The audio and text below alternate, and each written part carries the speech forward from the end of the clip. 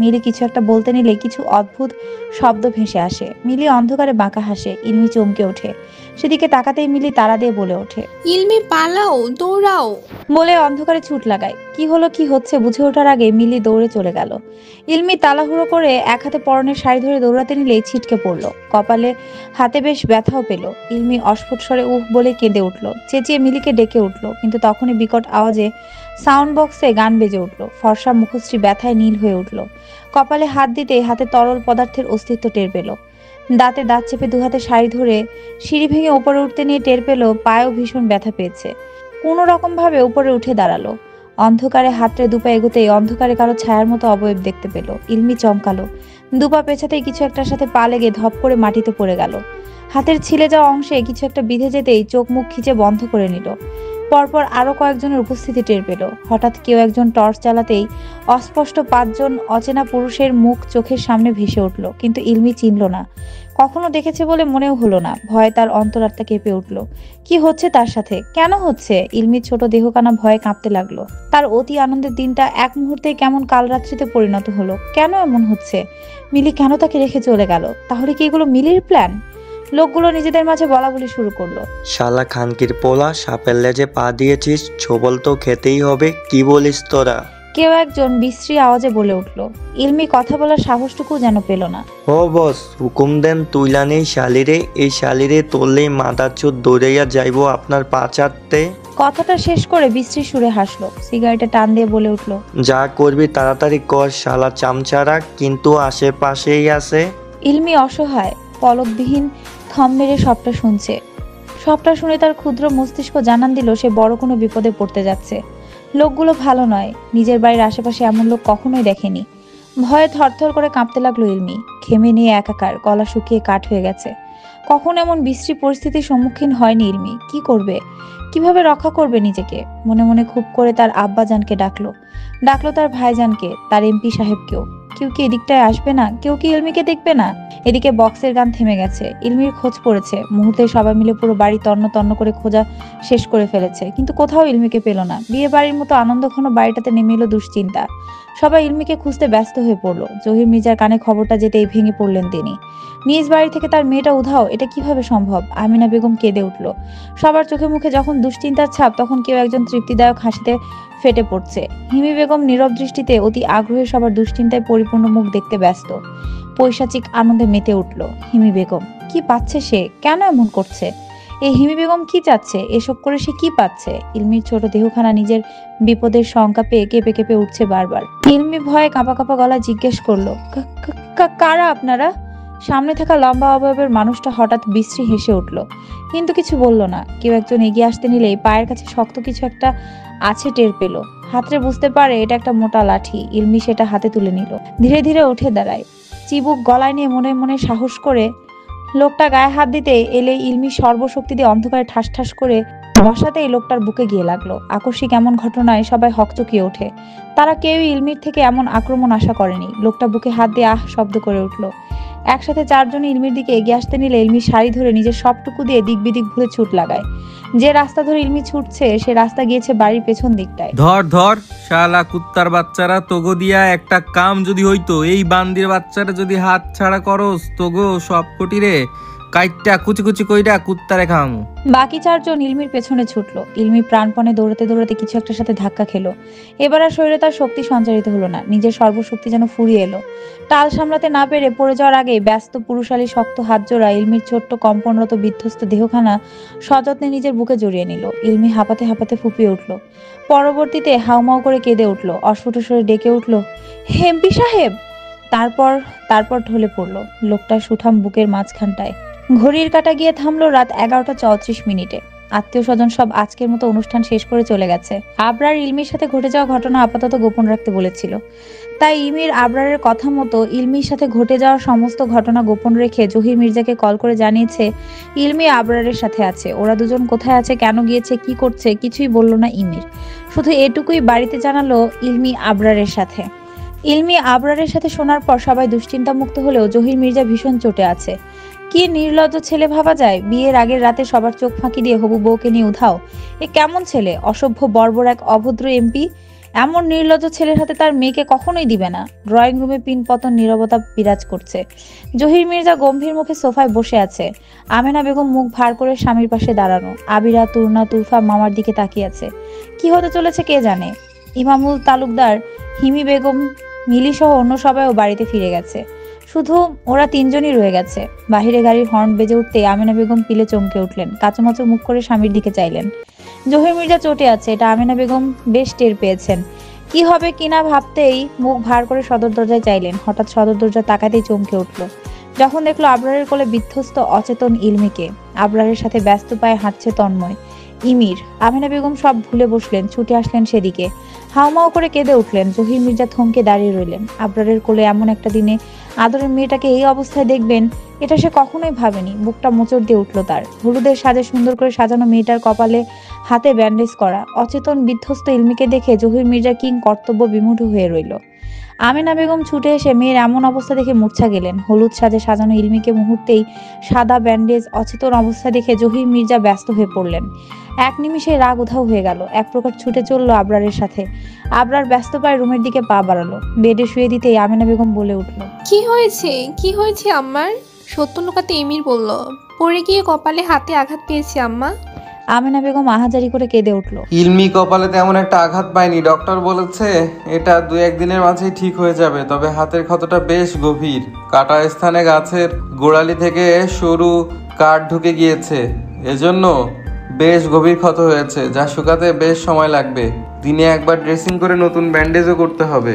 1 সপ্তাহ হাত ভেজানো যাবে না, পানির ছিটা পড়লে ইনফেকশন হয়ে যেতে পারে। কিছু মেডিসিন প্রেসক্রাইব করে দিয়েছে, ডক্টর বলেছে তেমন ভয়ের কিছু নেই, অতিরিক্ত ভয়ের কারণে সেন্সলেস হয়ে গিয়েছিল। জহির মির্জা মেয়ের পাশে গিয়ে বসলেন। ইমির তাকে সবটা বুঝিয়ে বলেছে। সবটা শুনে মেয়ের জন্য চিন্তায় ভেঙে পড়লো। তখনকার কথা মনে পড়তে ভিতরটা কেঁপে উঠল। সঠিক সময় যদি আবরার না যেত তখন কি হতো? না, সবটা ভাবতে পারল না সে। মেয়ের চিন্তায় ভেঙে পড়লেন। কিছুক্ষণ মেয়ের পাশে বসে রইলেন। কপালে চুমু খেয়ে উঠে গেলেন। ইলমিকে ঘুমের ইঞ্জেকশন পুশ করা হয়েছে। ইলমি এখন গভীর ঘুমে বিভোর। জহির মির্জার রুম থেকে বের হতে গিয়ে আবরারের সামনে পড়তে আবরারকে শক্ত করে জড়িয়ে ধরলেন। ছেলেটা না থাকলে তার মেয়েটার কি হতো আজ? কে বা কারা এই কাজটা করেছে বা করতে চেয়েছে তার কিছুই জানে না জহির মির্জা। বেশ কিছুক্ষণ পরে আবরারকে ছেড়ে দিয়ে সোজা হয়ে গটগট পায়ে রুমের দিকে চলে গেলেন। আবরার বেশ নীরব। প্রতিদিনের তুলনায় মুখটা আরো বেশি গম্ভীর। বাহিরটা দেখে বোঝা সম্ভব না কি চলছে তার মনে। আমেনা বেগম শাড়ির আঁচলে চোখ মুছে মেয়েটার কপালে হাত রাখলেন। আজ এমন একটা খুশির দিনে মেয়েটাকে এমন অবস্থায় দেখবেন সে কখনো ভাবেনি, কখনোই না। আবিরার মাথায় অনেকগুলো প্রশ্ন ঘুরপাক খাচ্ছে। কিছু প্রশ্নের জবাব সে খুঁজে বেড়াচ্ছে। হঠাৎ দরজায় তাকাতে দেখলো তার ভাইজানকে। দরজায় এসে দাঁড়িয়েছে। তারপর ভালোভাবে খেয়াল করলো, দেখলো আবরার এখানে নেই। আবিরা বেশ অবাক হলো। হুট করে কোথায় বা চলে গেল? আবিরা ব্যস্ত পায়ে রুম থেকে ছুটে নিচে আসতে দেখলো আবরার গাড়ি নিয়ে বের হয়ে গেল। কি হয়েছিল ইলমির সাথে? কোথায় ছিল ইলমি? যদি ভাইজানের সাথে থাকবে তাহলে আঘাতগুলো কি হচ্ছে কিছুই বুঝলো না। এত রাতে এমন রেগে মেগে কোথায় বা গেল তার ভাইজান? এসব ভাবতে ভাবতে সিঁড়ির দিকে যেতে ফোন বেজে উঠলো। হ্যাঁ আম্মা, ঠিক আছে আম্মা।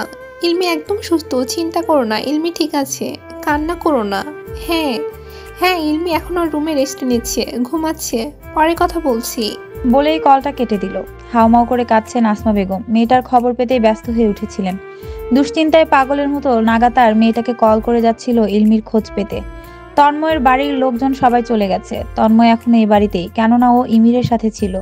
তন্ময় ছেলেটা ভীষণ ভালো, দেখতে ফর্সা, সরু, পাতলা, চিকন গড়নের। মাস্টার্স শেষ করে জবের প্রিপারেশন নিচ্ছে। কারো বিপদে নিচ থেকে ঝাঁপিয়ে পড়া তন্ময়ের স্বভাব। তন্ময়ের এবার বিদায়ের পালা। এবার ওকে ফিরতে হবে। সবার থেকে বিদায় নিয়ে বাড়ি থেকে বের হয়ে নিজের বাইকে উঠে বসতে তুরফা বাড়ির ভিতর থেকে দৌড়ে এসে বাইকের সামনে এসে দাঁড়ায়। তন্ময় ভ্রু নাড়িয়ে তুরফার দিকে তাকিয়ে বলে, কি সমস্যা ম্যাডাম? আমার মতো খারাপ ছেলের বাইকের সামনে এসে দাঁড়ালেন যে? তুরফা অপ্রস্তুত হয়ে মাথা নিচু করে ফেললো। তখন লোকটাকে অনেকগুলো কথা শুনিয়ে ফেলেছিল, অথচ লোকটা তো তার উপকারই করতে এসেছিল। কত বড় স্টুপিড সে, যে উপকার করলো তাকে কতগুলো কথা শুনিয়ে ফেললো। গিল্টি ফিল হচ্ছে তুরফার। নিজের কাছে কেমন একটা লাগছে। মাথা নিচু রেখে মিনমিনে গলায় বলল, সরি। তন্ময় মুচকি হাসলো, কিছু বলল না। তুরফা মাথা উঁচু করে ধীর কণ্ঠে বলল, কাল আসছেন তো? তন্ময় এবার বহু কষ্টে হাসি আটকে বলল, আমার মতো ছেলেদের জন্য মেয়েরা শান্তিতে বিয়েতে অ্যাটেন্ড করতে পারে না, তাই। কথা শেষ করতে না দিয়ে তুরফা বোকা বোকা মুখ করে চোয়াল ঝুলিয়ে বলে ওঠে। সরি বললাম তো। তন্ময় হাসলো, বলল, আচ্ছা, কি আচ্ছা? এই যে সরি বললেন সেটাই আচ্ছা। দেখুন, সব ভুল আপনার। কাউকে একবারই উপকার করতে গেলেন কেন? তার জন্যই তো কথাগুলো শুনতে হলো, তাই না? মস্ত বড় ভুল করে ফেলেছি। এরপর থেকে এমন ভুল করবেন না, বুঝলেন? আর উপকার করতে গিয়ে নিজের ফোনটাও কাউকে দিয়ে বসে থাকবেন না যেন। ফোনের কথা উঠতেই তন্ময় চকিতে পকেটে হাত দিল। ফোনটা পকেটে নেই। ভ্রু কুচকাতেই তুরফা হেসে উঠল। ফোন বের করে তন্ময়ের দিকে এগিয়ে ধরে বলল, তিন্নি আপুকে দিতে চেয়েছিলাম, আপু বলল আপনাকে দিতে। তখন থেকে আপনাকে খুঁজলাম, কিন্তু কোথাও পেলাম না। তিন্নি আপুরও চলে গেছে, তাই আর আপুর কাছেও দিতে পারিনি। তন্ময় ফোনটা নিয়ে পকেটে পুরে বলল। আচ্ছা। তুরফা ফট করে বলে ওঠে, কি আচ্ছা? কিছু না। কাল আসছেন? কেউ একজন কি চাচ্ছে কাল আসি। ভ্রু নাচিয়ে বলে ঠোঁট চেপে হাসলো। তুরফা বলল, কখনো না। কেউ একজন কেন চাইতে যাবে? আজও আপনি আসবেন নাকি আসবেন না সেটা আপনার ইচ্ছে। বলে বাড়ির দিকে পা বাড়ালো। তন্ময় হাসলো, ভীষণ সুন্দর সে হাসি। তুরফার যাওয়ার দিকে তাকিয়ে বলল, কেউ যখন চাইছে আসবো, কাল দেখা হবে। তুরফা পেছনে ফিরল না। তন্ময়ের কথা শুনে হেসে উঠল। কি অদ্ভুত, কিছু সময় পূর্বে যাকে বিরক্ত লাগছিল তাকেই কিনা ঘটা করে কাল আসতে বলল। অপরিচিত একটা লোক কিছু সময়ের ব্যবধানে কেমন পরিচিত হয়ে উঠল। যেন কতদিনের পরিচয়, যেন বছরের পর বছর লোকটার সাথে যোগাযোগ। কি অদ্ভুত। তুরফা বেশ অবাক হলো। এতটা ইজিভাবে কথা কখনো কারোর সাথে বলেছে বলে মনে পড়ছে না তার। ঘড়িতে 12:30।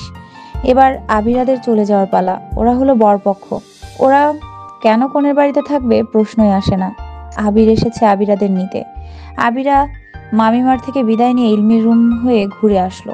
তারপর রুম থেকে বের হতেই ইমিরের সামনে গিয়ে পড়লো। সবেমাত্র শাওয়ার নিয়েছে বোধহয়। কোকড়া চুলগুলো ভেজা থাকায় লেপ্টে আছে, পরনে ট্রাউজার আর গেঞ্জি। বেশ সতেজ লাগছে লোকটাকে। একটু আগেও লোকটাকে কেমন লাগছিল যেন। হাত দিয়ে চুল ছাড়া দিতে চোখ মুখে পানি ছিটকে পড়লো। আবিরা আবিরা হকচকিয়ে উঠলো। ইমির গম্ভীর স্বরে বলল, আবির এসে গেছে? আবিরা মাথা নেড়ে হ্যাঁ বোঝাই। ইমির ঠোঁট নাড়িয়ে অশব্দ করে ওঠে। আবিরা আচ্ছা যাই বলে হাঁটতে লাগে। কিছুক্ষণ পরে টের পায় ইমিরও তার সাথে হাঁটছে। পাশে তাকাতে দেখলো দুহাত ট্রাউজার পকেটে পুরে থমথমে মুখে ওর সাথে আসছে। আবির একটু ধীরে হাঁটলো। দুপা পেছনে পড়তে হাত দিয়ে দুজনের উচ্চতা মাপার চেষ্টা করলো। ইমির ভ্রুকুচকে চাইতে আবিরা হাত নামিয়ে মাথা নিচু করে হাঁটতে লাগলো, যেন সে কিছুই বোঝে না আর না জানে। আবিরার এমন হাবভাব দেখে ইমির সামনে ফিরে ঠোঁট কামড়ে হেসে উঠল। আবিরা, তুরফা, তুর্না গাড়িতে উঠে বসতেই ইমির গম্ভীর স্বরে সাবধানতার সাথে আবিরকে বলল, সাবধানে যাবি। আবির বলল ইমির আবিরের দিকে এক পলক চেয়ে চোখ ফিরিয়ে বলল, পৌঁছে টেক্সট বা কল করবি। কথাটা আবিরকে বললে উদ্দেশ্য যেন অন্য কাউকে করা, কিন্তু যে মানুষটাকে উদ্দেশ্য করলো সেই মানুষটা বুঝলো বলে মনে হলো না। তার বোঝার কথাও না। যে মানুষটা টেক্সট পেয়ে বিরক্ত হয় সে মানুষটা নিজ থেকে টেক্সট করতে বলবে, এটা কেউ কখনো ভাববে, কখনো কল্পনা করবে? কখনোই না। তেমনি আবিরাও ভাবলো না। আবিরা, তুরফা পেছনে বসেছে, আবির ড্রাইভ করছে, পাশেই তুর্না বসেছে বললে ভুল হবে। আবির আর তুরফা জোর করে বসিয়েছে। তুর্না মনে মনে বাদর দুটোকে ইচ্ছে মতো বকে যাচ্ছে, সবসময় শুধু বাদরামো। এই লোকটার পাশে বসে ওদের কি লাভটা হলো? সেই তো তুর্না লোকটার সামনে মিছে বিড়াল হয়ে আছে। প্রচুর গরমে ঘেমে নিয়ে তুর্নার বাজে অবস্থা, অথচ মুখ ফুটে লোকটাকে বলতে পারছে না এসিটা অন করতে। আচ্ছা, লোকটার সামনে তুর্না কি বাকশক্তি হারিয়ে ফেলে? এক হাতে মোটা ফ্রেমের চশমা ঠিক করে পেছনে ফিরলো। দুই বাদরই ঘুমিয়ে গেছে। ফুস করে দীর্ঘ শ্বাস ফেলে গাড়ির সিটে হেলান দিয়ে গরমে উসখুস করতে লাগলো। আবির এক মনে ড্রাইভ করছিল। তুর্নাকে অনেকক্ষণ যাবত উসখুস করতে দেখে বলে, কি হয়েছে, এনি প্রবলেম? তুর্না চশমাটা হাতে নিয়ে মাথা নেড়ে বলে। আবির ভ্রু কুচকালো। তুর্নার দিকে তাকাতেই বুঝলো এসিটা অন করে দিল। তারপর বলল, ঘুম পেয়েছে? তুর্না কিছু বলল না, মাথা নাড়ালো শুধু। আবির তুর্নার হাত থেকে চশমাটা সামনে রেখে বলল, ঘুমান। তুর্না চুপচাপ সিটে হেলান দিল। ভীষণ রাত হয়েছে। ঘুমে দু চোখ খুলে রাখা দায় হয়ে উঠেছিল। চোখ বুঝতেই ঘুমিয়ে পড়লো।